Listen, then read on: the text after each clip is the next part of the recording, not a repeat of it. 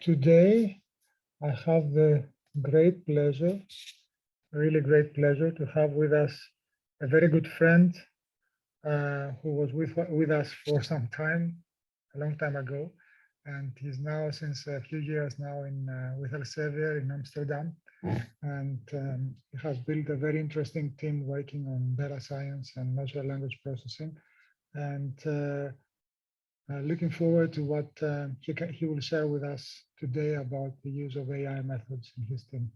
So George, the floor is yours. Many thanks, George, and really thanks to Demokritos and to SKEL and to everyone who is organizing this series for having me. It's a really great pleasure. And as I'm sharing my screen, I probably want to start with really saying how glad I am to be back here giving a talk in Demokritos, a place that is really close to my heart for many years. Let me get started by saying a few things about today's talk. So I'm George Tsatsaronis. I'm Vice President Data Science in the Elsevier organization, in the operations organization.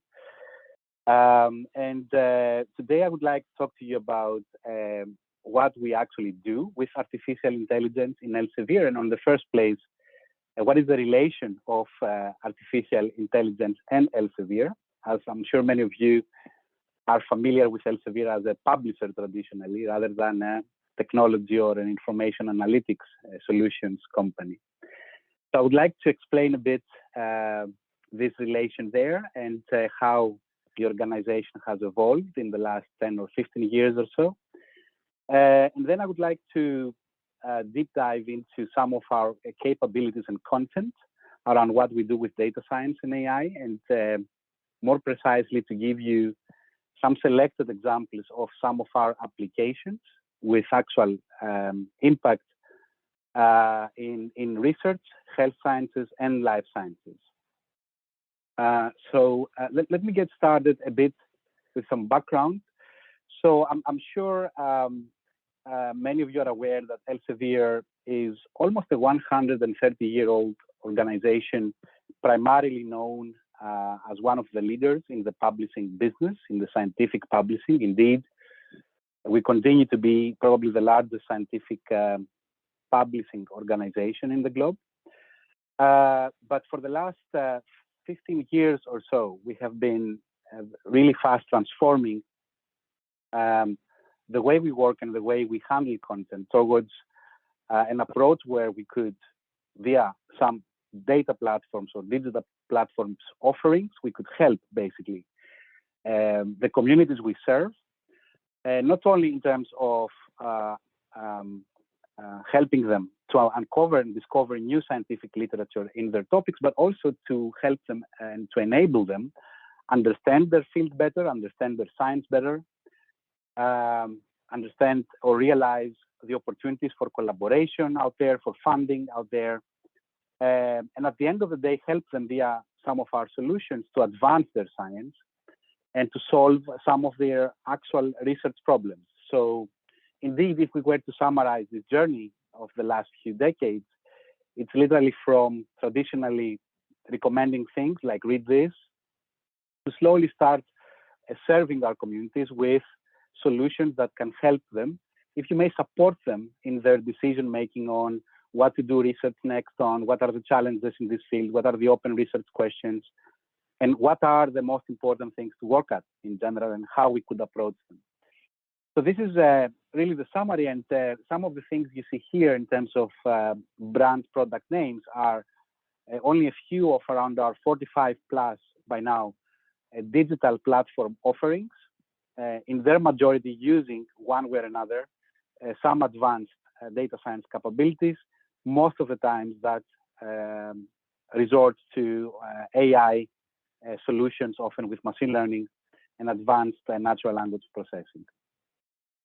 The main, so I talked before about communities we serve, and there, of course, I would like to elaborate a bit that for us, it is very important to be able to serve research across its whole scope.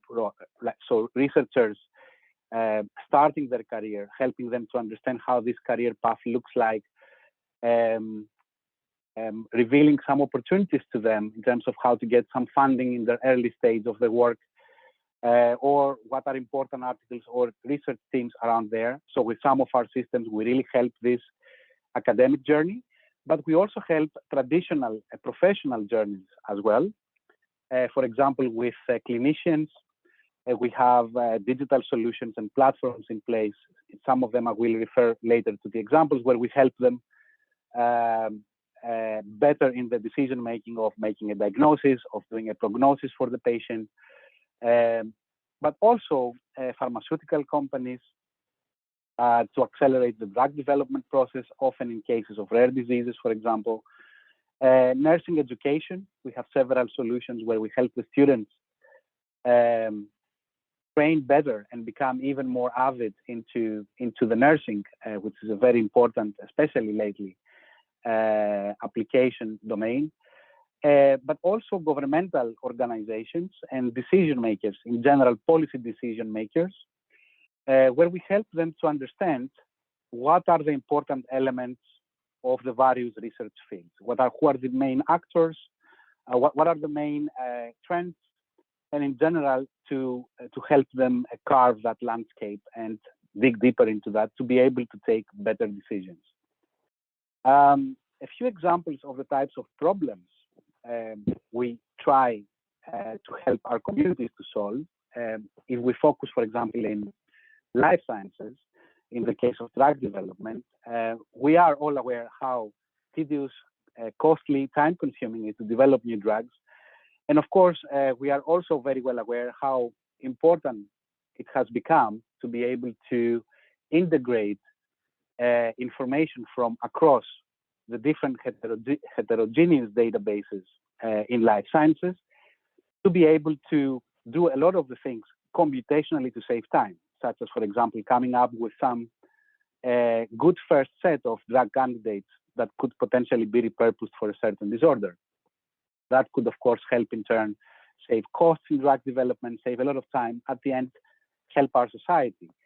It is still the case that also in health sciences, the information overload is still a very big bottleneck. And it's still the case that medical errors remain one of the largest issues in the application of medicine. For example, in the US, it is still the third largest cause of death based on recent reports. So in that regard, we also emphasize being able to support clinicians, for example, via our solutions to help them make more or better educated decisions, have a better access and wider coverage of the information they need for the specific practice, may that be a specific specialization in medicine, and at the end to offer even the possibility for some question answering at the point of care and some personalized medicine. So these are some very first notes on the relation that has started becoming stronger and stronger between Elsevier, formerly only known as a publisher, but by now really known also next to our publishing business as an important information analytics solutions provider for research, health, and life sciences. Connecting a bit the dots, a bit more to the relation with AI. In the screen, you can see some of our most important journals we publish in the field of AI. I'm hoping you will recognize some of those. So basically, it is known our relation in the publishing to AI. It's very concrete. Wider environment of Elsevier, as Elsevier is actually one of the 4 organizations under the RELEX group, a wider group that includes also companies such as the LexisNexis organization, who is probably the #1 leading company for IT solutions in law and legal and information systems in law, but also LexisRisk, RBI, and so on and so forth. So the wider ecosystem and environment of Elsevier also enables us and puts us in a very strategic position to be able to utilize content and data from across the different business segments, and to provide even a wider range of solutions for the different customer segments, right? So this is a very big advantage. It's not only the Elsevier data, it's also the LexisNexis data, it's also the RBI data, and really a very large state of content, of very high quality content that can be utilized for the various different solutions. A bit about how we have also been approaching our expansion and growth, if you may, in the field of data science and AI. Obviously, our strategy is to not do all these things alone. We really are very open, and we have been collaborating very extensively with other important institutions, private or public, out there that also are leaders, if you may, in the field of AI. So we have a website here down in the bottom, researchcollaborations.elsevier.com.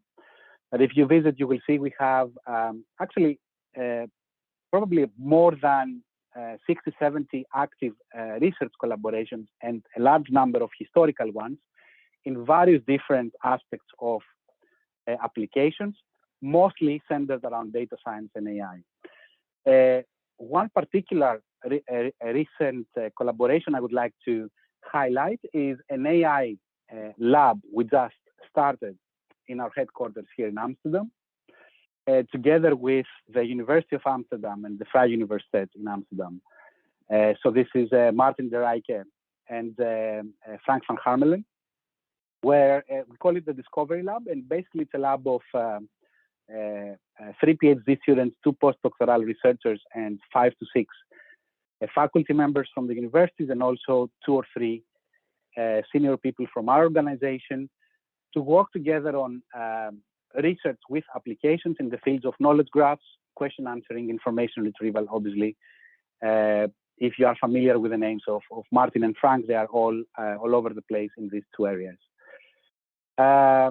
So we have really good collaboration there. Actually, just in 2021, among the publications and the research we've been making through that lab, we also got the Best Paper Award in ICSR, one of the most important conferences in, I would say lately, also for the deep learning community and the machine learning community. It was one of the 8 outstanding paper awards, others being from IBM, Google Research, and so on and so forth. So Elsevier is also in this top 8 for ICSR 2021, which is probably one of the very interesting signals of the effort and the expansion we have been making in that space. Last but not least, as part of the intro, a very big discussion is, of course, also around how we do AI, not only what we do with AI, but how we apply it and how responsibly, if you may, we explore our applications. With RELX, we have shaped, I would say, very openly, it's publicly available, what I would call an AI ethics policy, or if you may, responsible AI principles that, a summary you can see here. And of course, we are really serious about how important it is to be, as an organization, to be aware of all the different ethical considerations out there and how many of these things can be used for good or for bad. And therefore, we are really strict in how we apply and explore things when it comes to applying such practices. I would like to close this intro with a summary of the data science community in Elsevier. George mentioned ever since I joined Elsevier, that was 2016, coming from academia at the time. We have started building a very vivid data science community that by now numbers around 170 data scientists around the globe in our offices, primarily in our hubs in Amsterdam, London, Chennai, and Philadelphia. And the community is really growing. And I'm really privileged enough to be leading one of the largest data science departments in Elsevier, the one that is really facing research. But today I'm going to talk also about the wider work we do with data science, also in health and life sciences. By the way, if you are interested to learn more about our opportunities, we are constantly hiring data scientists in the field in any of these 4 locations you see there. So feel free to follow the links and learn more about our opportunities. And we are constantly seeking talent. Let's move on a bit to the content part of the presentation. So just really few things about our capabilities and content. Excuse me. So what you see on the screen is basically the typical journey of us and how we approach the development of data science solutions serving the various different business use cases. And for every single step of that process, rest assured we have data ops in place that are covering all the life cycle of from ingesting new data, assessing its quality, understanding its governance, understanding its licensing, understanding its capability, how it can be combined with other pieces of information, up to building models on top of some of these data sets, combining these models with other capabilities, to delivering, in the end, knowledge into what we would call knowledge graph that could be used downstream for all sorts of applications, some of which I will refer to in more detail in the coming slides. So a very typical life cycle, but I want to emphasize on the high standards we have on the quality pieces of the steps here. So data ops, ML ops, even taxo ops, all in place with really huge priority on quality of whatever we are doing with our data and final outcome. Here I want to paint a bit the picture of how this looks like a bit more under the hood. So you can think of everything we do around data science and AI in Elsevier as components or elements of huge data factories. We call them data platforms that contribute different aspects or knowledge that can extract, or that we didn't know we have, we can uncover, if you may, by combining data and information we extract from our content. So here in the middle, you can imagine what seems to be here a database. It's actually knowledge graphs, sometimes specialized. I will talk about 3 of them that we have facing research, health, and life sciences later.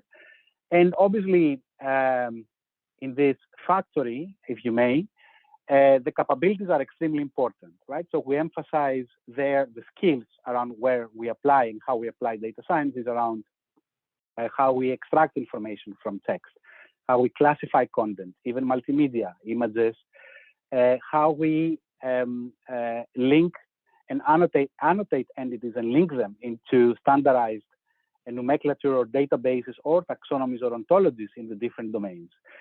How we reason on top of that data, even under uncertainty. And at the end, how we combine that to answer questions, real user questions, such as the ones you see on the right-hand side of the picture. So to help leaders to make decisions, right? So how good is their institution? Where are their gaps? Are they missing on some trends? Or for researchers, right? What are some research trends? What are some important new topics or new methods, new protocols, if you may, that have been established in biology or elsewhere? So all these things we already have some really good technology background supported by very advanced techniques in the field, primarily, as I said, in NLP, of machine learning and NLP. But also, we have a very solid technology organization as well, software engineers and machine learning engineers that are working together with data scientists and domain experts to develop these capabilities. A very quick example of how powerful this is. Some time ago, the European Commission had decided to revise the policy of how to allow funding of publications within the lifetime or outside the lifetime of a grant. So very often, I'm sure all of us in the call, or many of us, have bumped into the situation where a grant ends, but still there is a lot of interesting things to be published, and that should be able to fall within what the grant covers in terms of budget, right, and life cycle. So one of the interesting questions the European Commission had posed as part of this revision, mostly internally, but also asking around big information analytics organizations, was how long after the end of a grant, on average, the scholarly outputs are still published, right? And it sounds such a trivial question that it's almost intriguing to answer, but why was this difficult to answer, right? So let me tell you, as a question though easy, under the hood, the type and the span and the breadth of information for an organization to answer this question and the ability to link the information across is extremely complex. So here in this case, one needs to have really access, first of all, to funding repositories of the European Commission with all the research outputs, right? But this is not enough because we are all researchers in one way or another, and we all understand sometimes we fail to acknowledge appropriate funding sources, or we fail to report on the different outcomes of a certain grant. So often we also write things on the paper, we acknowledge funders on the papers and the specific research grant IDs. So a solution here would be actually a system that would be able to take all the data from registered from the European Commission and combine it with what we can extract in terms of funding information from the actual literature. And only then one could have the full picture via that funding graph, if you may, of what's happening. And then also the ability to link and associate, okay, this grant, this ID, actually we know from another database, ran from 2017 January to 2020 December, right? So this linking of information and this complexity, at the time the European Commission posed the question, it was not easy to address. Yet, for Elsevier, because we were at our first stages of applying such knowledge graphs into answering actual questions, it was just a matter of literally few queries on that graph to be able to extract the information you see here, which actually gives you a very pretty picture, right? And something that you would expect. Actually, more than 25% of the publications of grants actually happen after the grant has ended, right? And you can see also the medians and the averages. And this data, for example, which is so difficult to dig out because you need all this infrastructure and all these capabilities in place, it's yet so important for such organizations to be able to alter their policies and to do decision making, right? This is just a very simple example, really. Let me go to some more specific examples, though, going more into the core, the actual core of what I would like to present to you today. And I have maybe 5, 6 examples from research, a couple of examples from health, and one from life sciences to demonstrate here. I will start with some of the applications in research because I think this has been traditionally one of the most important segments to serve with a lot of open questions. And one of the first stories I would like to mention of how we use AI to help the communities that we serve is relevant to the pandemic.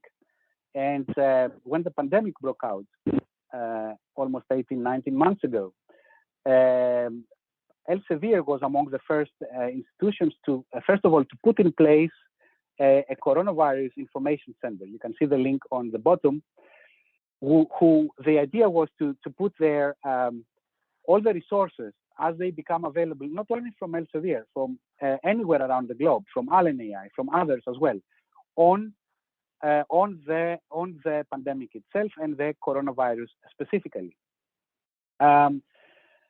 Motivated by this portal, we very quickly at the time, we bumped into the following information problem, which was, we noticed that, for example, the way Allen AI was compiling what is now the COVID-19 collection, which is all the relevant articles for COVID-19, it was query-based, right? So basically, Allen has just a query of 8 statements, if you may, 8 predicates, actually, really, that they throw or they used to throw in PubMed, and with that, the outcome was whatever comes out, it's relevant to COVID-19. Yet, as you can imagine, we bumped very fast into the problem that this process of surfacing what is COVID-19 relevant is pretty inaccurate. Not only you have some very bad precision, a lot of the things you extract by using that query are not really relevant, extremely relevant as articles core to COVID-19. They might refer to COVID-19 for other reasons, right?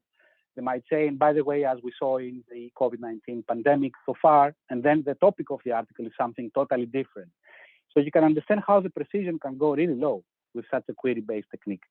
But even worse, as the terminology of the pandemic evolved and the literature around COVID-19 evolved, that query strategy was deemed to fail recall-wise. These queries were not updated, and people were failing to have access to articles that are extremely important, or at the time were for sure still are, for addressing the issues with the pandemic. So around that time, we really decided to do something about it. And what we did is we went around to really build from scratch what I would call a COVID-19 relevancy assessment algorithm. We call it CORA, and we've published it also, obviously, and we've published the model and the data around it. And that algorithm, which is basically a BioBERT fine-tuned, combined with some deep active learning technique and our SME expertise from medical experts around Elsevier, from Lancet editors to our own experts, we managed to arrive to a solution that over time, it learned more and more about what do we mean when we say COVID-19 core articles, right? And we started with some guidelines established by experts in the field. As I said, I mentioned before, Lancet editors and other people were involved in this process. And then slowly, with bootstrapping and some active learning, we gradually built more confidence in a BioBERT fine-tuned model that was more and more accurate in discovering what is COVID-19 relevant. So we reached to a stage that this model by now has high 90s accuracy, actually in describing, classifying, if you may, what is a core COVID-19 article. And that was also very interesting topic, and the WHO was very interested in that functionality, and also our ability to curate, of course, the respective metadata around the records of these articles. So very quickly, we were approached by the World Health Organization, and very gladly we collaborated with them. And we started providing, we still do, weekly feeds of highly curated, high-quality curated records of core COVID-19 articles. And even up to this time, if you visit the World Health Organization's official COVID-19 database, you will see that Elsevier is, to the best of my knowledge, even so far, the only private organization that contributes content there. So we consider that a really great story, and we also helped curate the COVID-19 data set that was used by many in various different challenges, including some Kaggle challenges around COVID and so on. So I think that was really one very nice example of how, in this particular case, we used AI, BioBERT here specifically, fine-tuned together with our domain expertise to clear that picture a bit. Let me move on, and I know it's a lot of information I will be shooting out, but I think all of these things are interesting, and I have yet again made a selection, and I'll be happy to answer more questions later on some of these topics if time allows. But a very interesting other initiative that I would like to highlight, speaking of research applications that have brought a lot of impact also to the wider communities, is the Topic Pages project. What Topic Pages is, so we are all familiar, obviously, with Wikipedia, right? Which, in one sense, you can imagine Wikipedia as the wisdom of crowds in socializing knowledge, right? So Topic Pages is really the wisdom of experts in building wiki-like, we call them topic pages, information pages on scientific concepts. So basically, we use AI and we use our own content, books and journals, to not only identify where important concepts are in this high-quality content, but to extract definitions of the concepts, to extract related concepts, and to extract the most relevant, most representative book chapters or journal articles that any researcher would like to read, probably, to get introduced to that topic or to learn more about that scientific concept. Here you can see an example of how we apply the topic pages, which are, by the way, publicly available for everyone out there. So if you use any search engine and you search for Elsevier topic pages, Science Direct topic pages, you will see the topic pages available for you to read and to browse through. The way we use them is as you see on the screen. So we have obviously Science Direct, which is our primary platform for people to browse through our journal content and book content. And there we have annotated concepts, scientific concepts, based on our own ontologies and taxonomies, and for which, in turn, we have automatically created on the background, offline, respective topic pages. So a user reads this article, bumps into encephalitis. Maybe a new student in the field wants to know more, clicks on encephalitis, and ends up in the page you see here on the right. Let me bring it a bit more zoom in, which gives a definition of encephalitis, the source, some related terms, and you have then a listing of the most important, may that be book chapters from handbooks or journal articles on the topic of encephalitis in this specific case. All in one place. So really, really useful, and all created, as I said, automatically, practically, with advanced NLP models to extract the definitions, learning to rank methods for the snippets, semantic similarity measures for the related concepts, and so on and so forth. Here are some stats, around 360,000 topic pages of those we have, corresponding to a relevant number of scientific concepts that are linking to most of our content, if not all of it. And here on the right, really some statistics. Mostly it's students that are benefiting from this resource. They find it a great resource. This is an actual feedback from some of our users.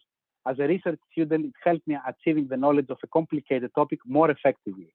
I'm thankful to the entire team for providing such useful and authentic information at one click. So really helpful resource for people who engage into a topic and start learning more about it.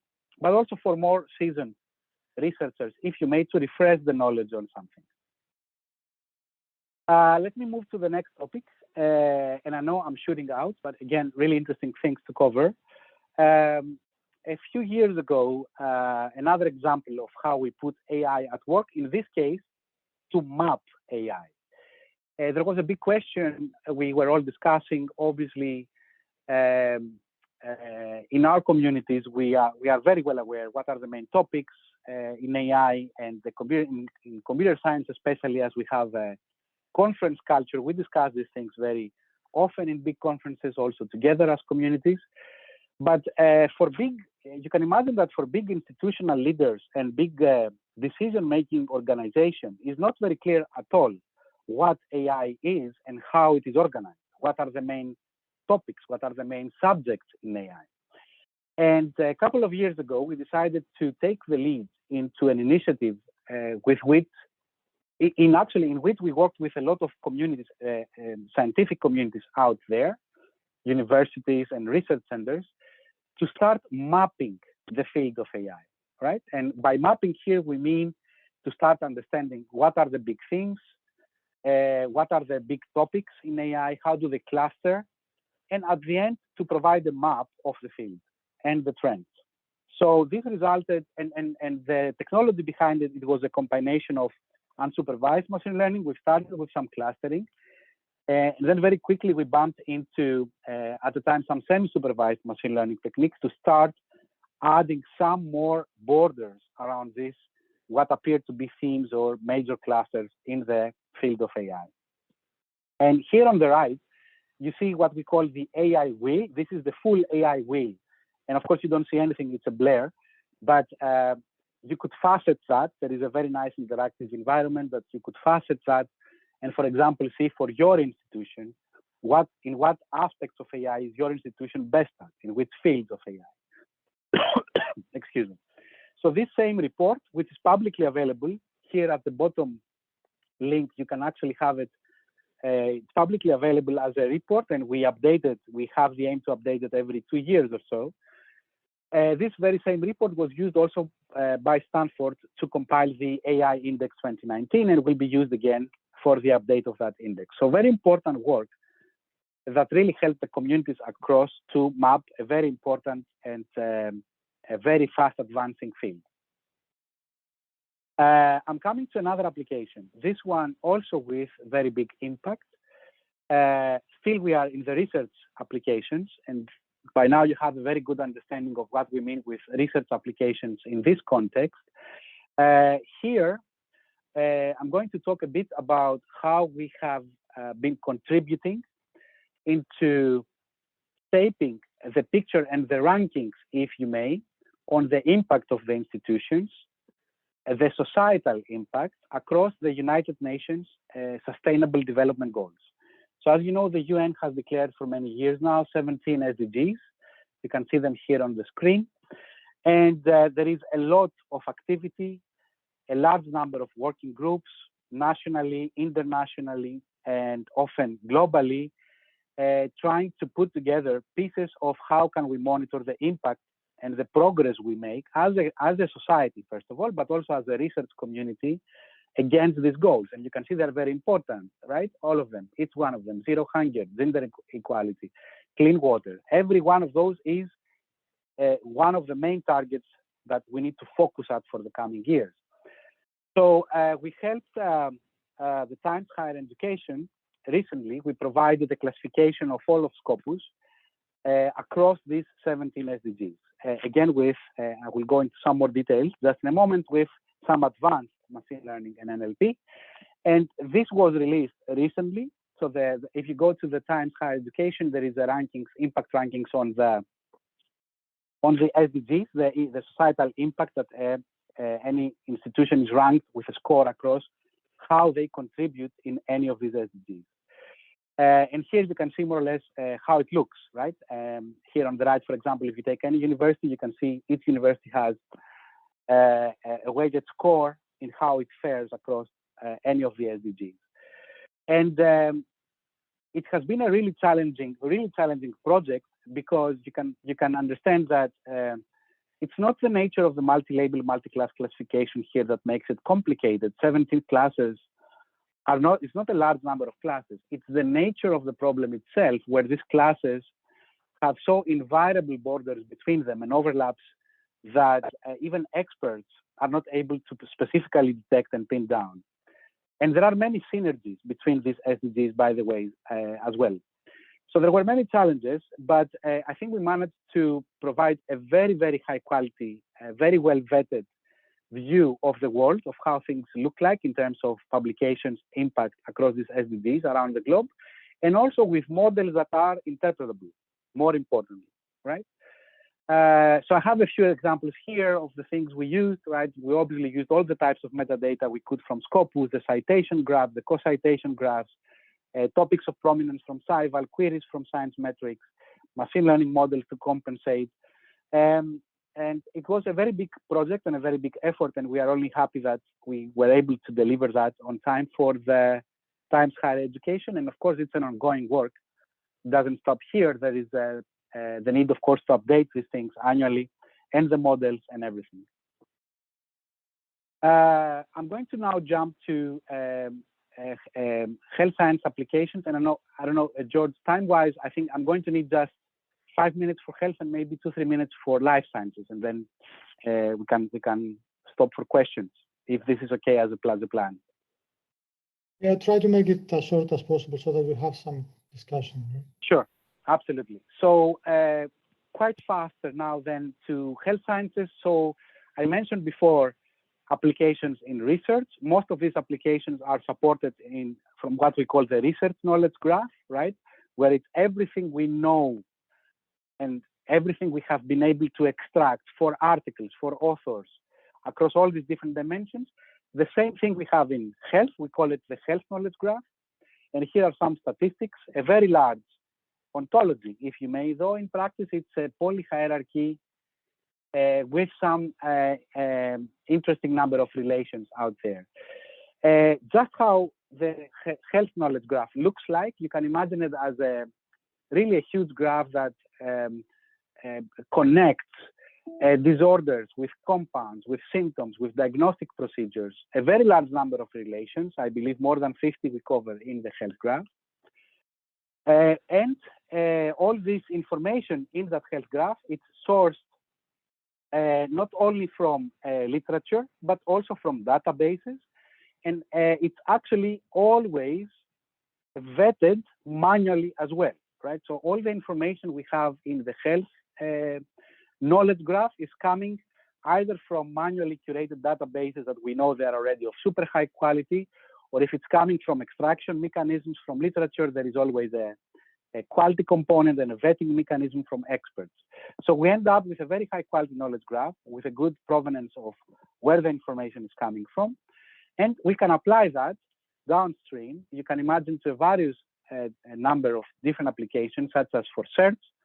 In clinical key, I will show you a bit how it looks, and for recommendation, right? So for example, for clinicians to provide, okay, for these patients of yours, these are the most important clinical guidelines you should be aware. Calculators, prognosis of disorders of patients, and so on. To even clinical decision support, actually, right? And we call it support, not making, obviously, because it's always the actual clinicians that take the decisions in the end. Here are some of the things we support downstream. So clinical key, clinical pharmacology, patient path, clinical e-learning. You might be familiar with some of these systems. These are really very specialized search engines for health, covering various different aspects of the needs of users. And many of them, the majority of them, are actually installed in more than 3,000 hospitals in US at this point in time. And also, we are looking also at ways of expanding in other markets. There is obviously the need of localizing the content and many other things. And here, just a view of how clinical key looks, for example, and the search. We just launched the new search based on that knowledge graph recently in August 2021. And it's now really powerful, right? So people would just query for a disorder, and they will get all the clinical guidelines, classified, tagged, everything that all the clinician needs to know, just wrapped up, semantically annotated and ranked in a box for them. Last but not least, life science applications. Here we also have a graph. We call it the Intellect Graph, and it's also a specialized graph for life sciences, primarily serving the Reaxys product and the M-based products that we have. I'm going to focus only in 1 minute in this application, which is how via the Intellect, via a data fund, excuse me, that was organized together with the Pistoia Alliance, we helped identify, in this case, 4 really good drug candidates for drug repurposing for chronic pancreatitis. And this was really a demonstration of how powerful this Intellect Graph can be, because literally in the framework of one data fund that happened probably just around before the pandemic broke out, we were really able to nail down 4 candidates that we have really strong signals computationally via the information of that graph, and via combining the information there that are potentially really good to proceed with an exploration in the clinical trial phase as drugs that can be repurposed for chronic pancreatitis. So I'm going to stop here because I'm sure there will be some questions, but I want to close with one of the recent quotes of our CEO, Kumsal Bayazid, who recently stated, "Our hope and ambition at Elsevier is to work constructively with all the stakeholders in the ecosystem of research to tackle the grand challenges that our societies face and to evolve our services for a better future."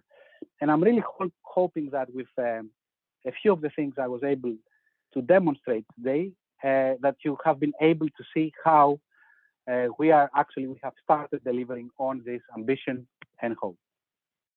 Thank you really much for listening, and I think we can open up for questions, George. Thank you, George. And so that was very, I understand, very quick overview of very many things that you're doing. Thank you for going through all of them in a nice, digestible way. So one of the things that I wanted to ask you, George, is regarding quality. I understand that you put a lot of emphasis in quality in whatever content you generate. And when you have automated methods to generate content, guaranteeing quality is always an issue, right? And many of the methods that you're using will not easily reach the 90% level that, or 90 plus that you want. So what do you do with that? This is a very good question. So how do you address quality at scale with content being generated by automated systems, right? Extremely difficult challenge to solve. And you cannot possibly manually validate every single outcome of what your models or your systems are doing. So some of the approaches we have been taking there are all pertaining to how we can efficiently and systematically in the forward flow monitor representative outputs of what our systems are doing relevant to the business use case. And when I mean representative here, I'm more talking about stratified samples of things you have the capacity to check manually and to understand manually whether there is high quality or whether there are issues.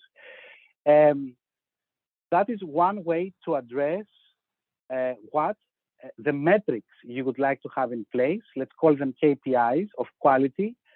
The indicators, if you may, if you look at it as a factory of, are the things green in principle, or are we running below the quality we have been estimating in this process?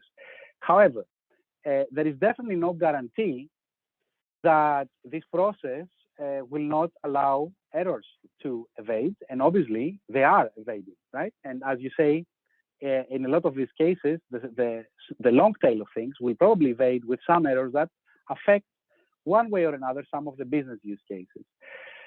So one of the other things we have been doing is to establish mechanisms where we estimate what is the relation of the errors a system is making to the impact that it has to the decision support of the users in that particular business use case. And this is a very difficult relation to establish, because how can you establish what 2% F1 score more or less means in your effort in extracting a definition, and what is the impact on a student reading a topic page, right? Extremely difficult to measure. However, you could actually break that down and divide and conquer this piece and say, okay, we are aware we cannot establish that relation end to end, but we can establish some pieces of this relation, right? So we know, for example, that a definition quality of less than XYZ score that we have as a threshold means actually the user will most probably be really frustrated from the service. So we have managed to establish therefore some metrics with some thresholds that we know that in these areas, even if we have the system producing something, we should be aware that we should probably not surface this information at this point in time for the end user. And we should find ways to strengthen that confidence and improve that quality. So there are such gates, and that is probably one of the few things you can do at scale in that regard. How much human curation goes into the knowledge graph creation process? And I will translate it. I hopefully not change it too much. So what is the percentage of effort, our cost or whatever, that goes into this manual correction of the knowledge graph? Yeah, so there is a very big investment in the manual curation of these graphs. For all three graphs that I talked about, the research graph, but there the emphasis on the curation is made also at the point of ingesting the information, right? Because obviously for the research graphs and the other graphs as well, we don't only handle Elsevier content, we also handle third-party content, and there are also curation processes that go before that. We obviously put a lot of effort in curating, especially for the health graph and the life sciences graph, because they end up in affecting a lot very sensitive and high cost applications, for example, of pharmaceutical companies or other clients. So there is a lot of investment there in curating this information. The way to scale that up is to be able to surface beforehand borderline cases that you probably by now know, based on historical data, are not going to make the cut in terms of quality. So for example, when you have a mechanism extracting some triples from this journal, for any reason, you know, historically, that the majority of the things that come out in this subset of that taxonomy from that journal is not always very accurate. It has some sensitivity. And therefore you are, so you are able to focus more than your effort more efficiently into areas where you know there are probably bigger problems, and you release some resources for more systematic yet forward flow curation of larger samples of data for the rest. So basically, over time, this curation effort is used more efficiently in the areas that you discover as well, where you are making most of your mistakes, right? So it's changing and it's optimized as well. So you use all that data of the curation to become better, to become more efficient in what you want to check, how much time you want to put to check this, or maybe, you know, historically, these types of information here, excuse me, coming from this annotator, it's actually almost always high quality, right? So that's the short answer. But there is an aspect here in terms of error and quality that I find very difficult to address, and I would like your opinion on that. And it's not mechanistic. It has to do with what, how do you define a mistake? So, for instance, if you extract something, some fact correctly from many different publications that were written 20 years ago, this fact may not be valid anymore. Or if you extract something from publications that have to do with preclinical work, may not be valid for somebody who wants to use it in clinical practice. So what is a mistake and what is not a mistake is not easy to define. Right. And it changes over time as well. And as the knowledge advances and as the knowledge changes over time. Indeed, what we knew in the past for disease X, by now it might be wrong or not relevant anymore. And this is why I mentioned before, it's very related. So you know, one needs to see the knowledge graph not as the absolute source of truth for building on top of that business use cases, but rather as a basis for faceting knowledge that can help your downstream business use cases. So this means that every single time that you want to build on top of that knowledge to answer a question, as you say, George, right? You always need to go through via that significant QA process of how much of this facet now that you pulled are you really confident it's still valid, it's still correct, and it's still the right thing to do to use for this downstream application. And this you need to do every time, because as you say, information has changed, the graph has evolved. A lot of the things in the graph, even as we speak, might be not valid anymore. And that's why you need to do that literally business use case by business use case with the respective quality criteria set for it, right? Let's move to the use of the graph. One has to do with drug target prediction. Do you treat this, and you mentioned one case that you did with Pistoia Alliance. Do you treat that as a link prediction problem in the knowledge graph? So are you looking for links that are missing, or are you treating it in a different way? That was exactly the nature of the datathon. It was to explore various different solutions on how you can model that problem, right? So you can model it as a link prediction problem, right? So here are some historical links of what binds to what, or what can actually address or target that. How about this new hypothesis? Can that drug actually bind that target? So you can treat it as a link prediction, but you also have other ways you can formulate that problem. And I think in that datathon, the candidate we saw coming out was really after combining. So it was not really one approach, one formulation of the problem that led to this exclusive list of 4. One had really to combine a couple of different formulations of how the data scientists at the day tried to solve the problem based on the Intellect knowledge graph. Some treated it as a link prediction problem. Some others tried to treat it as a reasoning problem, and so on and so forth. So, the short answer is, I believe there is no one single formulation that you can adopt via which you can extract an exclusive list of things you would like to check. You can extract via each formulation one aspect, but you need various different ways of viewing the problem to build this confidence. Okay, thank you. And another question that I consider related to that is, can you use a knowledge graph to build a smart question answering system like IBM Watson? This is a great question.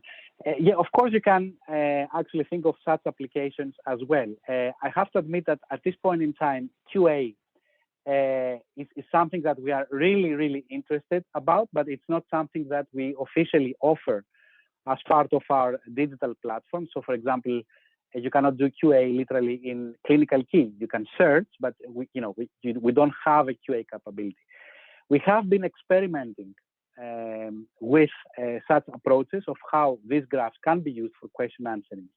And I really believe it's a very promising direction. And I really believe in the future, we will see more and more of how such graphs can be applied to these applications. But we are not there yet to a state where we can confidently say, okay, we can address really real use cases with very high quality and confidence based on automated QA on top of these graphs, right?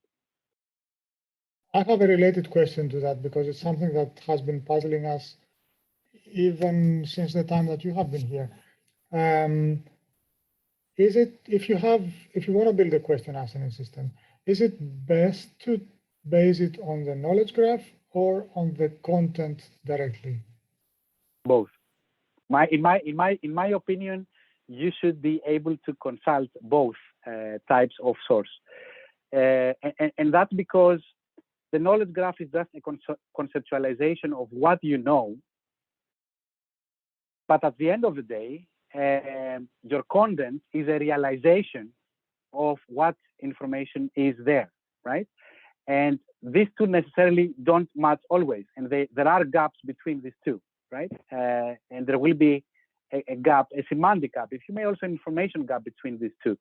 So in my opinion, excluding the actual content from the QA part is like hiding another type of realization or conceptualization of the things you know, right? In a different way, in a different format, yes, but you're hiding them, basically. Thank you very much, George. Thank you for this inspiring talk and the discussion that we had. And I'm sure we'll be talking again soon in various other contexts. And thanks to everybody. Thank you really much for having me, George, and everyone here on the call. Thank you.